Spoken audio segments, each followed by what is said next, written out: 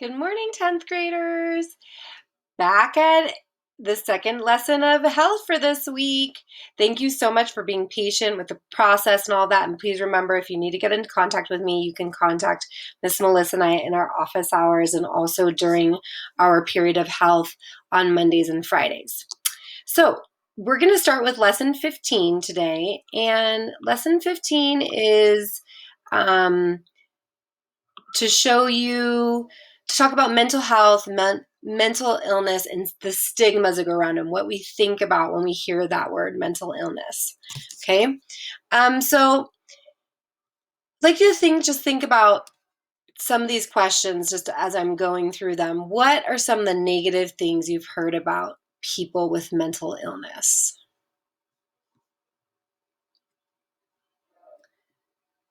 What are some of the positive things you've heard about mental illness?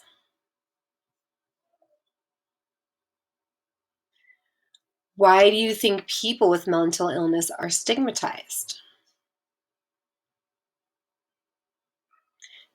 Mainly this is because of our cultural differences, right? Our cultural beliefs and what we think is correct and not. Can you think of any other health condition or social issues that have been stigmatized throughout history? We can think about people that had leprosy, they'd be put totally taken out of society and put aside. Also people that have had HIV and AIDS, they've had a stigma against them. And what kind of factors have contributed to the change public attitudes around some of these conditions or issues?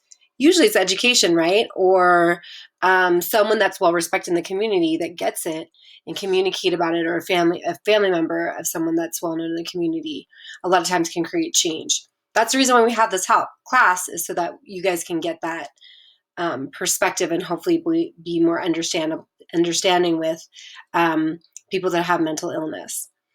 What do you think influences perceptions about mental illness? Okay. Could be family, it could be beliefs, it could be culture, it could be things based on religion.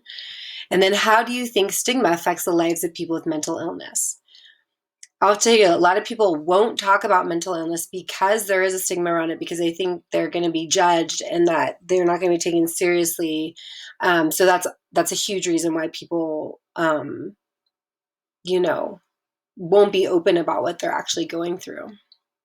So we're going to look at some myths about mental illness, and then kind of like the other side of the myth. So what is the actual truth to it? So first we're going to talk about what is a myth. Myths are stories that are used to explain what we don't know, contribute strongly to stigma against people who have mental illness. Okay, this is myths that people have created about these types of things. One way to help decrease stigma is to challenge myths with data and with scientific knowledge. That's what we're going to try to do here today. And then myth busting may help decrease stigma. So we're going to be giving you guys information today. And so if you can take that information and use it when people are talking about mental health and mental illness, that could help a lot with destigmatizing these issues. Okay, so we're going to talk about different categories today, like the causes, about people that have mental illness and what are those myths about them, and then about treatments, and then why we need a myth bust. Okay, so let's talk about the causes first. Myths about causes. That's what people think causes mental illness. Mental illnesses are caused by witchcraft, spells, and possession by demons. Okay, we all know that's not true. Mental illnesses are the result of punishment by higher powers such as God or karma. Realities. Mental illness are the result of disturbance in usual brain function that lead to difficulties with the control of feelings, thinkings, and behaviors. Okay? Mental illness is caused by problems in our brains where our synapses are not connecting correctly, or we have an unbalance in certain types of hormones and stuff like that in our bodies. Mental illnesses are not caused by spirits, witches, or demons. Hello. Mental illnesses are not a result of punishment from God and bad karma. Okay, it truly is that it's about brain function and what's going on there. Here's a couple more about causes. These are myths again. Mental illnesses are caused by food that we commonly eat. Mental illnesses are the result of moral failure or laziness. Okay, what's the truth?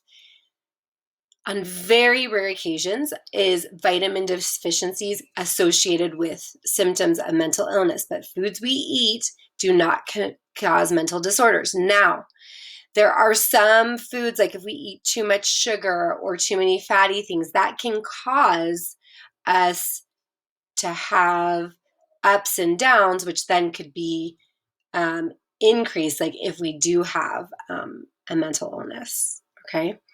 Mental illnesses are not caused by mortal feeling or laziness. Sometimes people with mental illness experience severe fatigue and lack of interest in parts of the illness, not as a cause.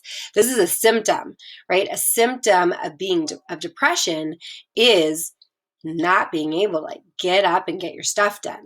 Okay, we're going to also talk about you guys are going to actually research different types of mental illness, and you'll see which ones are caused. Like one of the symptoms is the fatigue. A couple more myths about causes. Mental illnesses are caused by unusual stress of everyday life, or mental illnesses are caused by poor mothering. Oh, your parents would die to hear that. Everyday realities, okay? Everyday life stresses are normal and necessary for learning and developing life skills. They do not cause mental illness. There are some special cases of people who obviously live in severe and persistent stress, like living in a war zone, or being a soldier, okay, that's exposed to wartime, increase the risk of developing mental illness. Of course, usually the people that get affected by stress and stuff, it's called post-traumatic stress disorder, right? And there are people that have it because they've experienced something very stressful. So it can cause it, but our normal day-to-day, what you and I experience as stress does not cause mental illness, okay? Mothers have been blamed for many things, including mental illness. Poor mothering may not help children grow up and develop well, but it itself does not cause mental illness, okay? And we're going to see that a lot of mental illnesses are genetic. So if your mother has a mental illness, then you are more susceptible of getting some types of mental illness depending on what kind your parent has. But that's on both mother and father side. Myths about people. People with mental illness are violent, or people with mental illness should not have the same rights as the rest of society. Here's realities about that. A mental illness rarely leads to violence. Most violence is not due to mental illness. People with mental illness are more likely to be victims of violence, including bullying, okay? Also, realities about people. A person who has mental illness has all the human and social rights that every other person has. Just because they have an illness, they have the same rights. Just like if someone has cancer, they have the same rights. I think sometimes we think that because physical illness is so much more talked about that it's more acceptable.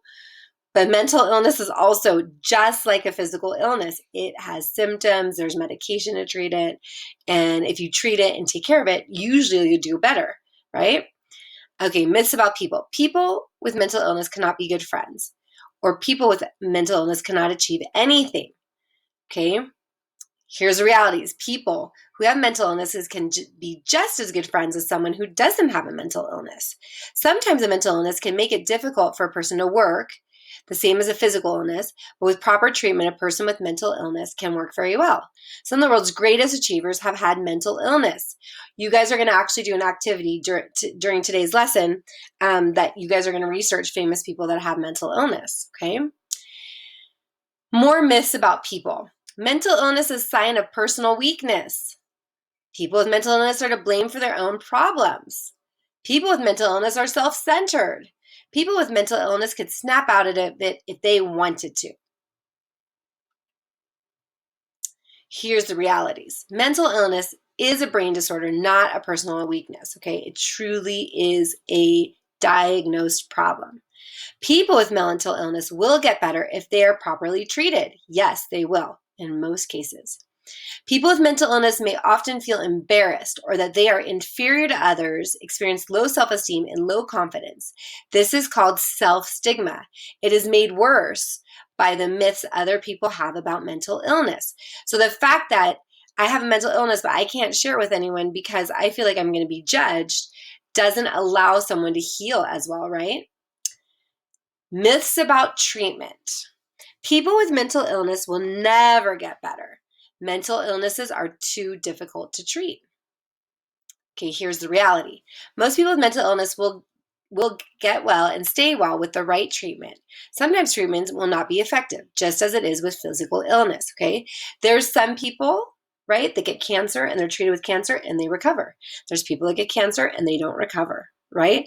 So it's the same thing with mental illness. Some people will battle mental illness forever. Some people will have a bleep and then it'll go away. Sometimes they'll take medication and everything is fine. It just depends on, the person, how they react. And sometimes you have to do a mix of different types of treatment to make it all work. Mental illnesses, because they affect how the brain functions, sometimes are more complex treatments. But this does not mean that they are too difficult to treat. Sometimes you need medication plus therapy, okay, to make these things happen. Myths about treatment. Treatment for mental illnesses are not as good treatments for physical illness. Treatments of mental illness are common sense and everyone knows what should be done. Here's the realities. Treatments for mental illness are as good and as bad as treatments for physical illnesses. Unfortunately, not everyone gets well with treatments for mental or physical illnesses, right? What I just mentioned earlier about cancer patients. Treatments for mental disorders are based on best scientific evidence, not people's opinion about what works, okay? There's doctors for brain issues too, right? For brain issues, which would be mental illness, okay? And those doctors do extensive research and studies. Bust myths, okay? Speaking realities. Many people don't know about the realities of mental illness, and so they continue to believe myths, right? That's the reason why we have this class and we focus so much time on this mental health unit. Once you know realities about mental illness, you can help bust myths by letting others know the realities, okay? Everyone can bust myths when they speak realities, okay?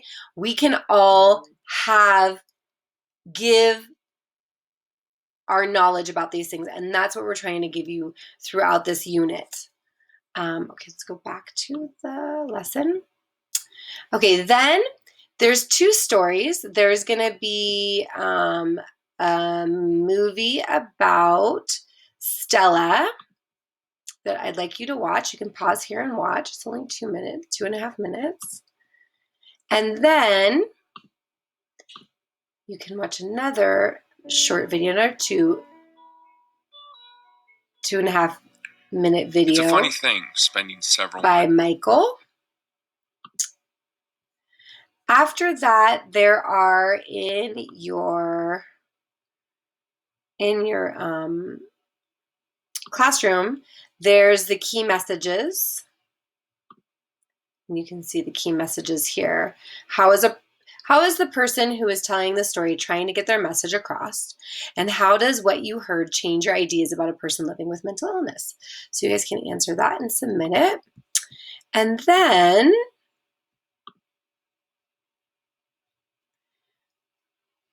there is, you guys are going to go in to a doc. Let me go back to classroom. And this famous people, click on your correct period, fifth period. You go to your fifth period doc, and you guys are going to go in and choose two famous people. Please do not choose the same one as someone else. And you're going to go in and write the name of the person, get a picture of them, the area of their greatest accomplishment, the type of mental illness that they have, and then your name. First and last name, please, okay? And there's two docs, one for fourth and one for fifth period, okay? That will give you guys some participation points. It's really interesting to see all of these people who struggle with mental illness that are very famous. And then I know that we all possibly have stigmas, and how can we reduce and take the steps to reduce these stigmas, okay?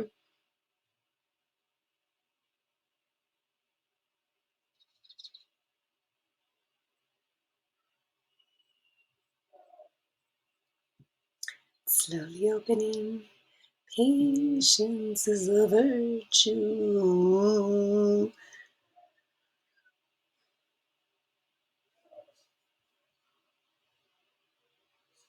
It's coming. Okay, there we go. So, reducing stigma, what works? Okay. We can see here that we have providing information based on reliable research. What we are giving you guys in this class is definitely been based on research. We actually, Miss Melissa and I took a class on mental health through the University of British Columbia online, and these lessons and information was created by their psychology department. So providing information based on reliable research, okay? Effective advocacy and public education programs, okay? This is why the school put into our curriculum, our required curriculum, health, when it wasn't a few years back, okay? So that we can all learn about this and hopefully reduce the stigma. Proximity and direct contact with people with mental illness. I've shared with my fifth period class that, I've been in and out of therapy since I was in high school, and use it for a variety of different things. And, I shared my experience with my class. I've been going back for about a year now. I had a lot of loss in the past year. First, putting my doggy to sleep that I had since I got married, and then losing my father, my stepfather, who's really a father to me, and then losing my grandma, a good friend of mine lost to alcoholism, and then Natalia lost a friend. So I've been going through a lot of stuff lately and processing it, and I go to see a therapist. So, having contact with people is good because you can have more empathy for them and understand what they're going on. Programs that help people become better integrated in the community. So there's for people that have severe mental illness and need to be hospitalized, there's housing, there's interest-based social groups that you can help. Treatments and supports. We're going to give you guys at the end of this unit a list of organizations that are there to help people with mental illness, so that if you ever have a family member or someone that you love and care about, a friend or yourself, and need some support, we're going to give you a list of numbers and all those resources. And then better mental health literacy. So learning about it, if you go and say someone's crazy because they're bipolar, well, they're not going to respond to that well, because they're not crazy. They've got a mental illness. They've got a disease that they're trying to work on. Okay. Learn more about mental illness. Researching about it, reading about it is a good thing. Listen to people who have experienced mental illness. I've shared, my experience with you. Watch your language. Once again, those crazy statements. If you see something in a movie, if you see something on social media right now that is, stigmatizing mental health, you can make a statement to them, block them, report them to whatever social media organization they are, and just talk about it. Speak up about stigma. If you hear people stigmatizing, say, that's not cool to say that. Let's use correct terminology. Let's talk about this. Why are you scared? What's wrong? Usually people stigmatizing things is because they're scared of it, right? Talk responsibly about mental health. Don't be afraid to let others know of your mental health illness or mental health illness of another. You can talk about it, right?